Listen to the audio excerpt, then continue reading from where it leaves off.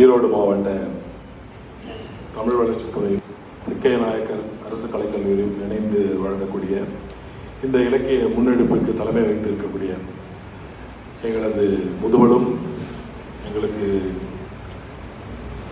நல்ல வாசிப்பாளரும் நல்ல ஒரு கவிஞருமான ஈரோடு மாவட்ட ஆட்சியர் உள்ளிட்ட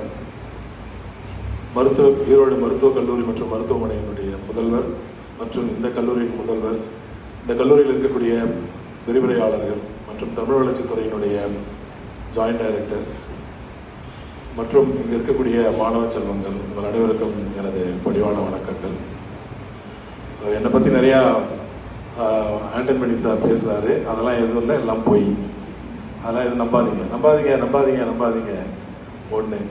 அடுத்தது இவர் ஐயா சார் பேசும்போது ஒரு 2 விருது எக்ஸ்ட்ரா கொடுத்துட்டாரு. எனக்கு கொடுக்கப்படாத விருதுக்கு திருப்பூர் சங்க விருது எனக்கு கொடுக்கல, சிப்பி விருது நான் பெறலை. ஏன் சார் நீங்கள் வேறு விருதுன்றது வந்து திருவிளையாடல் படத்தில் பார்த்தீங்கன்னா, யாராவது பார்த்துருக்கீங்களா திருவிளையாடல் படம்?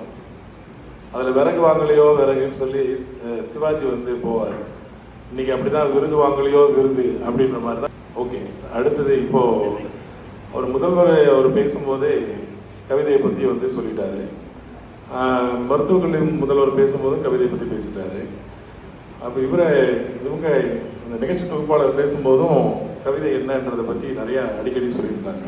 மோகன சுரூப சுந்தரியாங்க, இவங்க பேரே கவிதை மாதிரி இருக்கு இல்லையா? Okay, ton.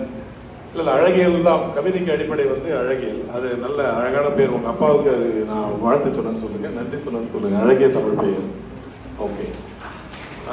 அண்டு இவர் சார் பேசும்போதும் கவிதையை பற்றி அடிக்கடி சொல்லியிருந்தாங்க. ஆண்டன் மணி சார் பேசும்போதும் அவரும் கவிதையை பற்றி பேசுகிறார். இதுக்கப்புறம் நான் என்னன்னு பேசுறது கவிதையை, எது கவிதைன்னு எனக்கு தலைப்பு கொடுத்துருக்காங்க. சரி, இங்கே எத்தனை பேர் லவ் பண்ணுறீங்க? கை தூக்க மாட்டீங்களே? இல்லை இல்லை, நான் பொதுவாகவே அங்கே போய் எனக்கு கட்டி பிடிக்கிறார் பாப்பா. ரைட். நான் என்னம்மா கேள்வி கேட்டேன்? நான் ஒரு கேள்வி கேட்டேன். இப்போ போச்சு. நான் சார் நாங்கள் காலேஜ் கிளாஸில் தான் நாங்கள் வந்து இப்படி கேள்வி கேட்டால் பயப்படுவோம், இங்கேயும் கேள்வி கேட்குறீங்களே? இல்லை, இந்த தலைப்பே எது கவிதைன்றது தான். சரி, காதல் காதலிச்சிருக்கீங்களான்னு கேட்டேன், யாரும் பேசலை. காதல் பண்ணியிருக்கீங்களா? வெரி குட், காதல் பண்ணிருக்கீங்க. கை தட்டுக்குப்பா, தைரியமா சொல்றாரு. Very good. ஓகே, நான் யாரும் கேட்கல. காதலிச்சிருப்பீங்க, காதல் பண்ணிருப்பீங்க. காதல் எப்படி இருக்கும்? ரவுண்டா, வட்டமா, உயரமா, குள்ளமா, கருப்பா, சிவப்பா ஒருத்தவங்க இருப்பான அது மாதிரியா? காதல் எப்படி இருக்குன்னு சொல்ல முடியுமா? முடியாது இல்லையா? பக்தி அப்படி, அது பக்தின்னு சொல்றோம். நம்ம கோயிலுக்கு போறோம், பக்தி அது இப்படி இருக்குன்னு சொல்ல முடியுமா? அன்பு எப்படி இருக்குன்னு நம்ம சொல்ல முடியுமா? கோபம் எப்படி இருக்கும்? கோபம் எப்படி இருக்கும்? சிகப்பா, அழகா, ரவுண்டா இருக்குமா? மனவெழுச்சிகள் எதையுமே நாம வந்து பார்க்க முடியாது. அது இப்படிதான் இருக்குன்னு வரையறுக்க முடியாது இல்லையா? அது நேர்மறை மனவெழுச்சிகளா இருந்தாலும் சரி, எதிர்மறை மனவெழுச்சிகளா இருந்தாலும் சரி, எமோஷன்ஸ் அதை வந்து நம்ம வந்து கவிதைக்கு சொல்லும் பொழுது நான் தான் நடுங்க, ஏன் இது நடுங்குன்னு தெரியல. ரைட். மேடை நடுங்க எல்லாருக்கும் இருக்கும். அது பெரிய ஜாம்பவான்லாம் உட்காந்துருக்காங்க. ஓகே, என்னன்னா இந்த மனவெழுச்சிகளை நம்ம வந்து கருத்துருக்களா பார்க்குறோம், அப்டிராக்டான திங்ஸாக நம்ம பார்க்குறோம். ஆனால் கான்கிரீட் ஆப்ஜெக்ட்ஸ் இப்படி தான் இருக்கும் அப்படின்னு நம்ம சொல்ல. இந்த ஃபேன்னா இந்த ஃபேன் இப்படி தான் இருக்கும், ரவுண்டாக இருக்குது, இப்படி சுற்றுன்னு சொல்லலாம். பட் இந்த மாதிரியான கருத்துருக்களை நம்ம வந்து கண்ணால் பார்க்க முடியாது, தொட்டு உணர முடியாது. அதுபோல தான் கவிதை. You cannot touch the poetry, but you can feel the poetry அப்படின்வாங்க. ஜார்ஜ் லூயிஸ் போரியஸ் என்ற ஒரு லாட்டின் அமெரிக்கன் ரைட்டர், அவர் என்ன சொல்றாருன்னா, கவிதை உணரப்பட வேண்டும், அது கற்பிக்கப்படுவதை நான் ஒருபோதும் விரும்புவதில்லை, அது பயிற்றுவிக்கப்படுவதை நான் ஒருபோதும் விரும்புவதில்லை, கவிதை உணரப்பட வேண்டியது அப்படின்றாரு. ஆனால் இங்கே துரதிருஷ்டவசமா நான் வந்து கவிதை பயில அரங்கத்துக்கு வந்து உட்காந்துருக்கேன். கவிதையை யாரும் கற்றுக் கொடுக்கலாம் முடியாது. கவிதை இப்படி தான் எழுதணும் அப்படின்னு கிரியேட்டிவ் ரைட்டிங் இன் இங்கிலீஷ் நான் அந்த கோர்ஸ் நான் படிச்சிருக்கேன் இக்னோவில். அதில் வந்து ரைட்டிங் பொயட்ரி அப்படின்னு தான் இருக்கே தவிர வாட் இஸ் பொயட்ரின்னு கிடையாது.